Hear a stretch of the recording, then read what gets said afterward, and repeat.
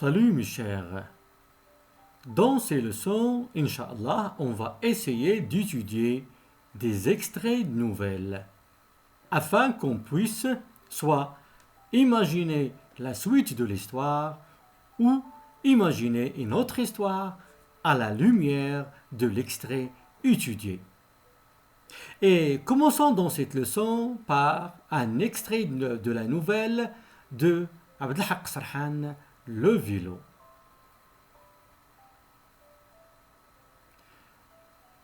Le vélo. Si tu réussis cette année ton entrée en sixième, je t'achète un vélo, avait lancé le père de sa voix rauque. Ce n'était ni une promesse pour m'exhorter au travail, ni une invite généreuse pour me rendre meilleur. C'était un défi que me lançait le père au milieu du repas du soir. Ma mère avait levé les yeux, puis les avait baissés dans un geste d'impuissance. Un silence de mort avait suivi ces paroles. Déjà, je n'avais plus faim, comme s'il m'avait poignardé dans le dos. Le ricanement qui avait suivi ces paroles m'avait glacé d'effroi.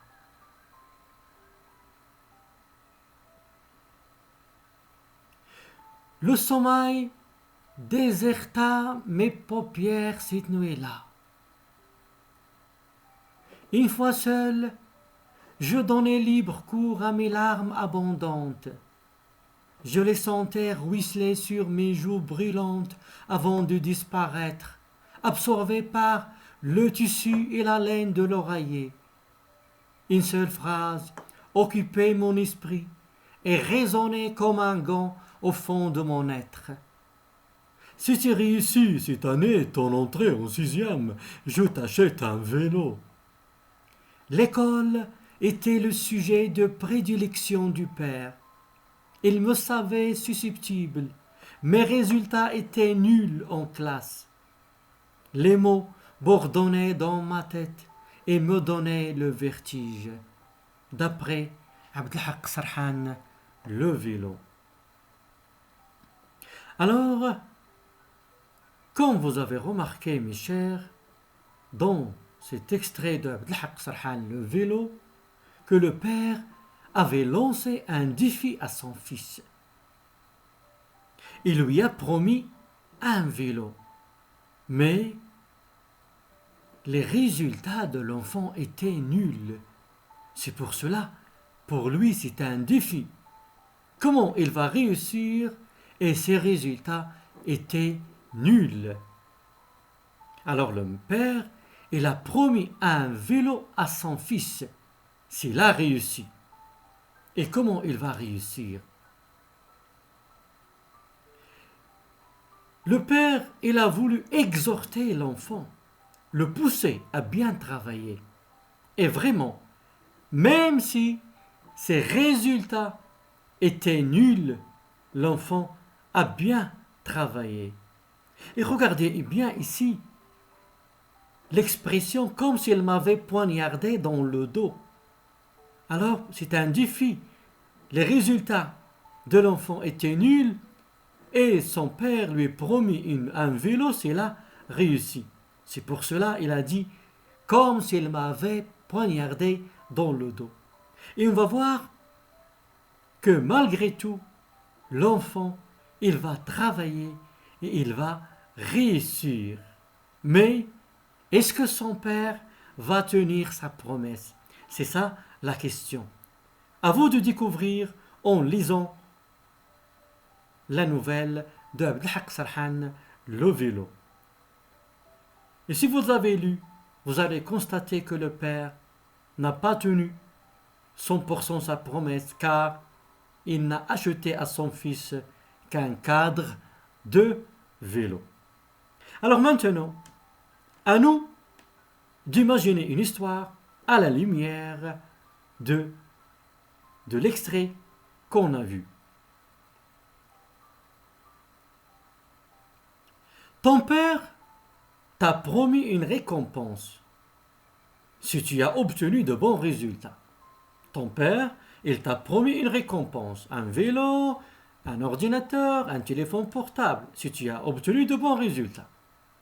Mais tu as bien travaillé, tu as réussi, ton père n'a pas tenu sa promesse. Ça veut dire il ne t'a pas acheté ce qu'il a, soit le vélo, soit l'ordinateur, ou bien ce qu'il t'a promis. Alors qu'est-ce que tu vas faire? Rédige un récit dans lequel tu raconteras les circonstances de ce fait. Ça veut dire quelle est la promesse de ton père et les circonstances dans lesquelles il t'a promis cette promesse et aussi comment il n'a pas tenu sa promesse. Le sentiment que tu as éprouvé et aussi comment tu as réagi. Ça veut dire qu'est-ce que tu as fait. Et comme vous avez remarqué, le plan ici est simple. On va parler des circonstances du fait, le sentiment que vous avez éprouvé et comment vous avez réagi. Et toujours avant d'écrire une production écrite, excusez-moi, il faut faire un plan.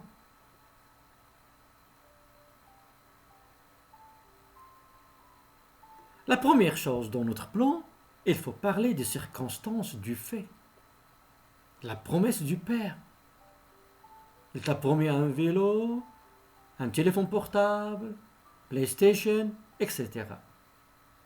Tu as bien travaillé, tu as réussi. Et comment ton père n'a pas tenu sa promesse? Deuxième élément, le sentiment éprouvé. Évidemment, ton père n'a pas tenu sa promesse.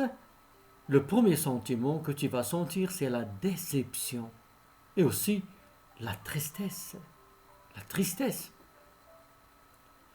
Troisième étape, c'est la réaction. Ici, on va parler de deux. La première réaction, elle va être en rapport avec les sentiments que tu as éprouvés. Un enfant, il va pleurer. Il ne va pas rester avec sa famille, il va monter évidemment dans sa chambre et essayer de dormir. Mais dormir, dans ces circonstances, c'est une chose difficile. Maintenant, on va passer à la réaction. Lorsqu'on est calme, on va prendre une décision. Notre père nous a promis un vélo ou bien un ordinateur ou bien un téléphone portable. Il n'a pas tenu sa promesse.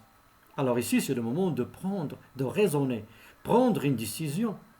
Et par exemple, travailler pendant les 2 mois de l'été et acheter soit le vélo, soit l'ordinateur, soit la chose que ton père t'a promis. Et sans oublier que toujours on raconte une histoire. Ça veut dire il faut respecter le schéma narratif. La première chose dans le schéma narratif, il faut respecter la situation initiale. Dans la situation initiale, il n'y a aucun problème. Ça veut dire que tu vas nous raconter comment ton père il t'a promis une récompense, les circonstances, et tu as bien travaillé, tu as réussi. Maintenant, l'élément modificateur qui va changer le cours de l'histoire, c'est ton père. Évidemment, ton père n'a pas tenu sa promesse. Après, le développement de l'histoire. Les sentiments que tu vas éprouver, tu vas être déçu, tu vas monter dans ta chambre parce que tu étais triste, tu ne vas pas arriver à dormir, tu pensais à la récompense, quoi faire, ainsi de suite. C'est tout ça dans le développement. La solution.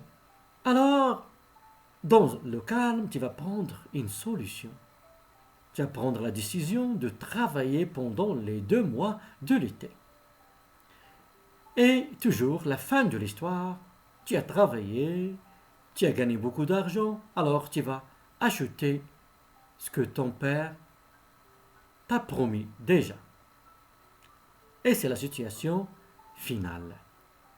Alors j'espère, mes chers, que maintenant, vous pouvez rédiger votre histoire. Et toujours, je vous rappelle, vous pouvez m'envoyer votre production écrite dans mon adresse soit Facebook ou bien aussi dans mon adresse email. En attendant, à bientôt mes chers.